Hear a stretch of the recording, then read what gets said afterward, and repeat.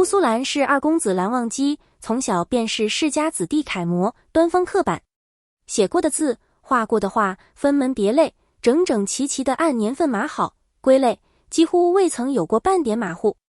唯有一纸订婚书，每规整分类之时，都被他郑重地抽出，置于最上。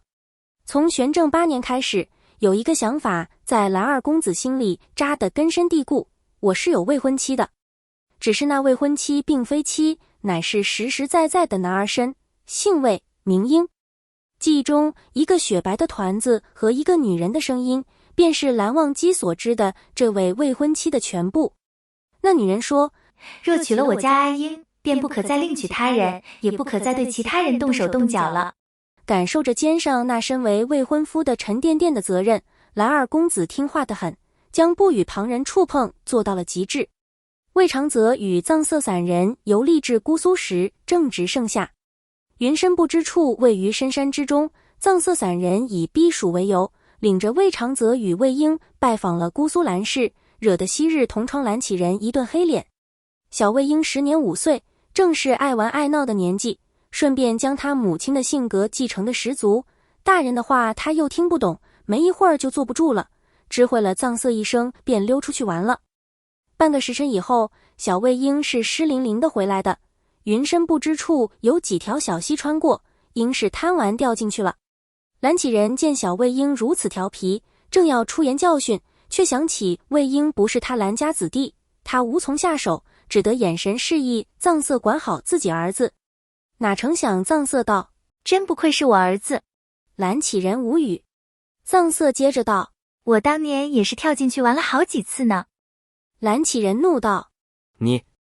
藏色没有注意那边蓝启人的反应，手摸着小魏婴冰凉的小脸，问道，阿英冷不冷？你这得换身衣裳吧。小魏婴适时打了个喷嚏。青恒君看着弟弟又黑了脸，有些无奈。魏婴确实顽皮，但云深不知处却少有如此热闹的时候，他看着也讨喜，只是蓝启人过于刻板，怕是与这孩子不合。青恒君摇摇头道，不如带魏小公子去净室吧，战儿与魏小公子年岁相仿，若不介意，可寻见就医将就。蓝启人皱眉道，兄长不妥。青恒君笑道，一件衣服而已，待战儿回来我说与他，战儿素来懂事，不会介意。再耽搁些时间，魏小公子易受风寒。小魏婴再度适时打了个喷嚏。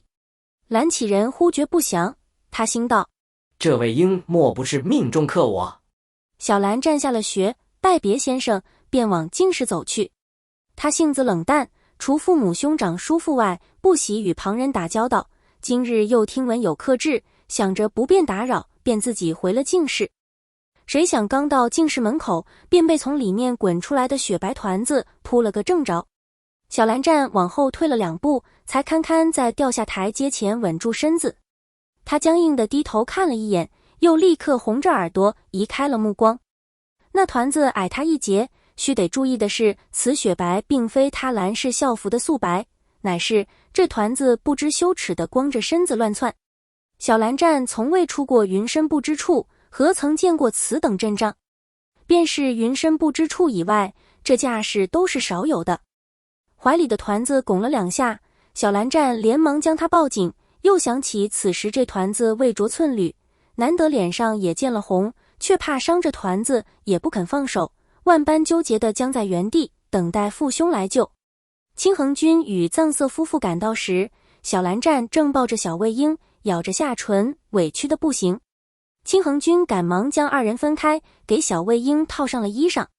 藏色见到小蓝站，先是于心里夸赞了一番这小蓝二公子的风姿，接着看他一脸委屈，心想这孩子委屈啥呢？随即顿悟，许是这小蓝二公子惯不与旁人触碰，如今见我们闯了他屋子，又拿了他衣物，因此倍感委屈。虽然以蓝氏品格应不至于如此，但情急之下，他也不能看着孩子在自己面前哭出来。于是他道，你莫要哭，我再与你一件新衣。小蓝站抿了抿唇，再抿了抿唇，随即下定决心般视死如归，我会负责的。啊？小蓝站坚定道，既看光了他的身子，我便一定会负责的。一阵沉默。藏色散人率先反应过来，笑得快要翻倒在地，让魏长泽及时扶稳了。青恒君看着自家一贯认真的儿子，摇摇头，笑道：战儿，你二人同为男子，你不必如此。小兰战道：此事吃亏一方并不在我，我定要与他一个交代。青恒君脸上和煦的笑容生了一丝裂隙，他艰难开口：你不必。父亲，我意已决。青恒君一脸尴尬，哈哈哈哈，这孩子逗死我了。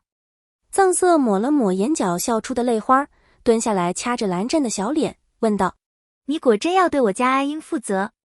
小蓝湛皱眉忍受着藏色散人的蹂躏，但听这人说法，他应当是那团子的母亲，于是正色道：我会对他负责。藏色强忍笑意问道：如何负责？小蓝湛沉默片刻，说道：我会娶她。藏色接着问：为何是你娶我家阿英，而非我家阿英嫁你？小蓝湛望着藏色散人出神，藏色尴尬挠头，好像是一回事儿来的啊。他自顾自地咳了一声，将上句话翻篇略过，又问道：可你若娶了我家阿英，便不可再另娶他人，也不可再对其他人动手动脚了。小蓝湛辩解：我本就不会。这一本正经的小模样异常讨喜，藏色又忍不住掐了把脸，应道：那我便把阿英许给你了。口头应下这门婚事，众人都以为孩子哄好了，正要离去，谁想小蓝湛捉住藏色衣角，再次出声：口说无凭，立字为据。顿了顿，又道：婚姻之事，不可儿戏。一旁三人再次无语。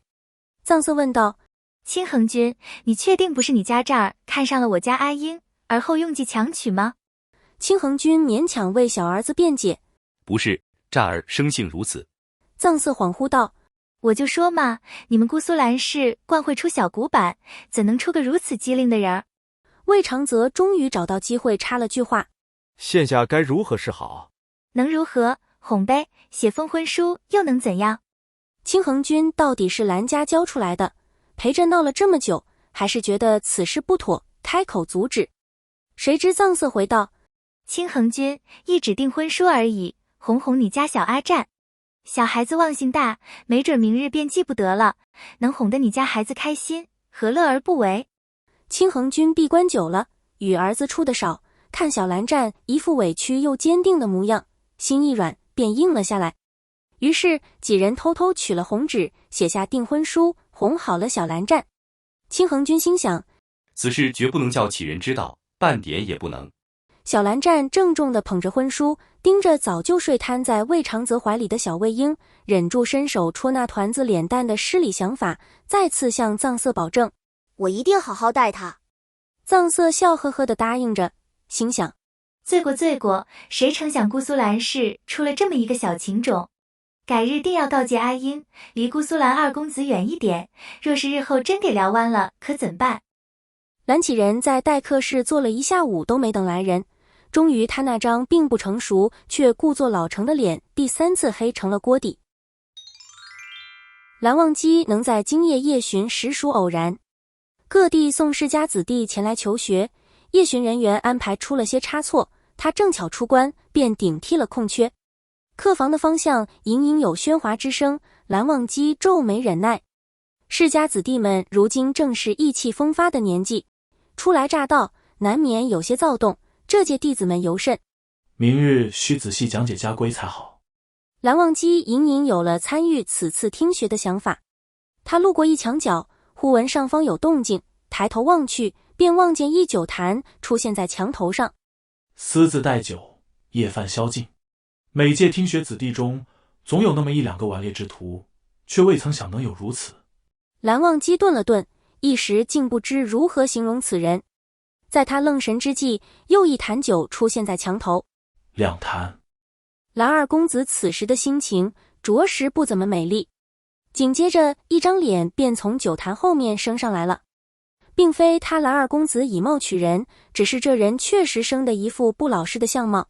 当然，这不老实要旁人来讲，便是风流倜傥了。那人笑得如狐狸般狡黠，一双桃花眼，眼尾上挑，勾出一丝风情，偏又带着少年人的蓬勃朝气，两两相撞，却并不违和。蓝忘机总结：这张脸冠会招惹桃花，谁若是当了他的道侣，必定麻烦不断。他抽出碧尘，夜归者不过卯时末不允入内，把脚收回去。只见那冠会招桃花的脸望着他一愣，笑容逐渐消失，随即举着一坛酒，又开出了一个更大的笑。天子笑，分你一坛，当作没看见我，行不行？